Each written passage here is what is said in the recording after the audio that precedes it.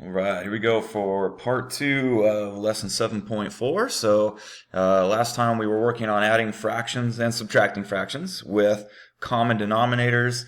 Today you get part two, which is creating common denominators. So that's what this was all about, is being able to identify a common multiple in order to do common denominators. So I want you to keep some basics in mind. In fact, instead of starting on page 209, I'm going to back up a page just so that you can put something into your notes. I just want to remind you of some basic stuff. So I'm actually on page 208 right now, just because I want to remind you the process that you've learned in the past with combining fractions with unlike denominators. So I'll give you a real basic one here. So what have I said? 2 over 9 plus 1 over 18. Let's just start with something super simple like that. So obviously I cannot add those together the way that they're written now. So I need to create a common denominator. So we would say, well, what's a number that both of these can go into? All right, well, both of those can go into 18. So that's going to become my new denominator. And the question is how do I make this become 18? In other words, what do I multiply times 9 in order to get 18? Well, I'd have to multiply this by 2. And of course, you know the rule, whatever you do to the bottom, you got to do to the top. So if I'm multiplying the bottom times 2 in order to get this, I have to multiply the top by 2 in order to get this. And so that's where we get this new fraction. You'll notice if you were to reduce, you would get right back to what you started with. And that's how you know you did it right. If your denominator is already what you need, then you just bring down the top. There's no need to multiply it by anything else in order to get this. So now I can add those together, and it just becomes 5 over 18. So let me give you well, we'll just go to the next one so you can start seeing how these work with today's stuff. So we're going to do the same thing on these guys. And the goal is to figure out, and this is kind of the hard part, it's just really the initial step in doing this, is what am I going to have to multiply by in order to create a common denominator between both of these? What is our common multiple between 2x and 5x? I'm going to get this out of the way so you can see my work a little more clear.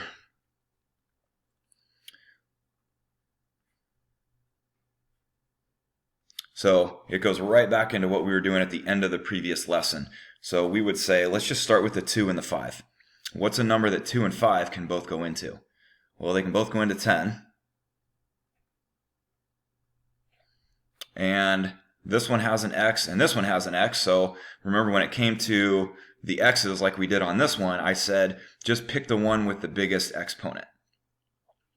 Well, in this case, they're both x to the first. So we're just going to use x to the first as this. So now I have a denominator that this can go into and this can go into. Right? And so this would be our common denominator. So the key question on this is, what do you have to multiply times 2x in order to get this denominator? Well, we would have to multiply this guy by 5 in order to get 10x. And whatever I do to the bottom, I have to do to the top. So if I had to multiply the bottom times 5 in order to get this, then now I have to multiply the top times 5 in order to get this. And that's where this comes from. And again, you'll notice if you reduce this fraction, it would give you back what you started with. And that's how you know you did it right. So same thing on this. What would you have to multiply by 5x in order to get 10x? Well, you'd have to multiply this by 2. Right? And if I have to multiply the bottom by 2 in order to get the new bottom, I have to multiply the top by 2 in order to get the new top. All right, so 11 times 2 gives us 22.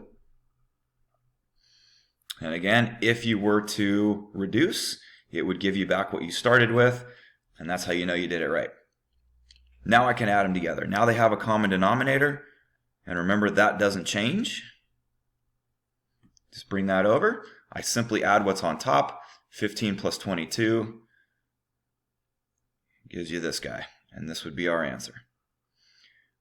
Really important on this that you show your work and go through these steps.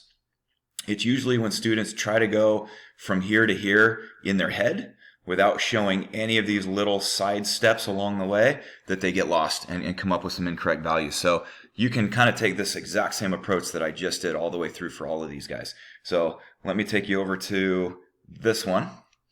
And again, I'm going to ditch the 9 here so I can have some room for my work.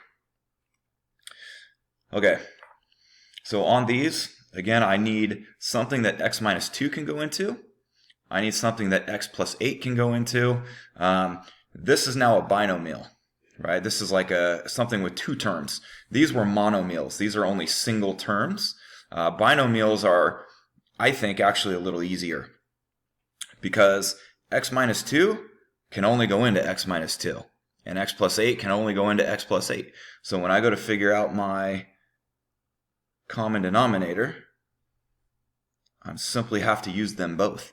I need something that this can go into. I also need something that this can go into. And so by using them both, I now have a common denominator, a common multiple that both of these can go into. And so that's going to become the new common denominator for this problem. So it's going to look like this. And I'm going to break out the red pen for this part of the work just so you can see it nice and clear. All right, here we go. So as I look at my first fraction, I am looking to say, what did I have to multiply times x minus 2 in order to get this new denominator, right? Well, the x minus 2 was already there. So I would have to multiply this times x plus 8 in order to get this new denominator. So I'm going to multiply the bottom by x plus 8 in order to get my new denominator, which means I also have to multiply the top by x plus 8 in order to get this numerator right here. So I have to multiply 15 times x plus 8 in order to get this value here. That does mean distribute. So I'm going to have to distribute that 15 in order to get this numerator right here. So I'm going to do 15 times x. I'm also going to do 15 times 8, which is, I believe, 120, in order to get this numerator that I see right here. So that's the first fraction. Well, on the second one, same idea. We got to say, what did I need to multiply times x plus 8 in order to get this new denominator? Right? Well, again, the x plus 8 is already there. I had to multiply this times x minus 2 in order to get this new denominator, which means I also got to multiply the top by x minus 2 in order to get the new numerator. So we're going to distribute that 3. So 3x minus 6. And now I have two fractions with common denominators that I could now add together. And so that's what we're looking at here. So once they have common denominators, you are allowed to add your fractions together. Remember, the denominator doesn't change at this point. Just going to bring it over. All I'm doing is combining what's on top. So we're just going to combine like terms. So I'm going to do the 15x plus 3x. I'm also going to do the 120 plus negative 6. Which puts me right here. And that would be it. That would be as simple as it gets. This would be our answer. If I were to try to factor this, however that would factor, I don't know. I'd have to figure out what the greatest common factor is between those two guys and take it out. But even if I did that, I'm still not going to get one of those factors on top, which means nothing's going to cancel. So we would just leave it like this. It's not going to reduce any further than what you're seeing here. So let me take you through one more to give you a little extra practice. So we're just going to do number 10, and then we'll call it a day. So at any point, always a good idea to pause the video and see if you can take the next step on your own, just to see if you're doing this right. So, okay, so this will be about as tough as they get. If we can do this one, I think we're going to be in great shape. So, first things first, everything has to be put in factored form. So if you get a problem where something can be broken apart into factors, that needs to be your first step. That wasn't an issue so far because those are already simplified. You cannot factor those. And those are already simplified. You can't factor those. So that hasn't been an issue yet, but we're going to see it right now. So on number 10, if something can be simplified, it needs to be factored. So if you look at the first one that says 2x plus 1, that's already simplified. That cannot be factored. So for that one, we're just going to leave that one alone. This one, though, can be factored, right? And so this one we would need to break apart into factors.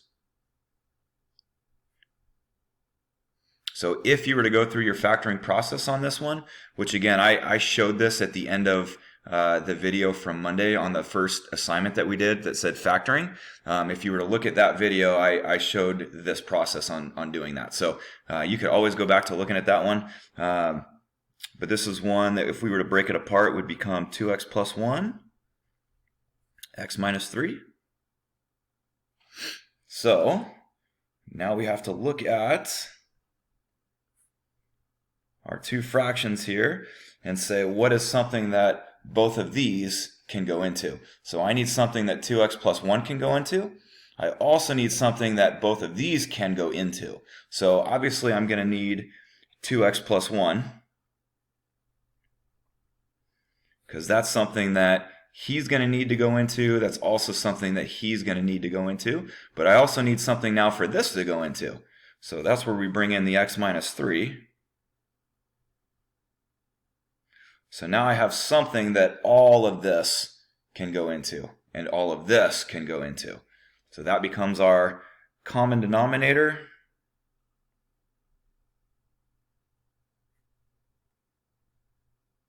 And so that puts us right here. So if you look at the first fraction, what did we have to multiply times this in order to get the new denominator? Right? Well, again, the 2x plus 1 is already there.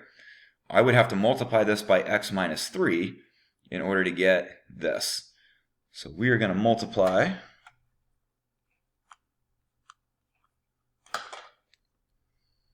this guy times x minus 3 in order to get this denominator.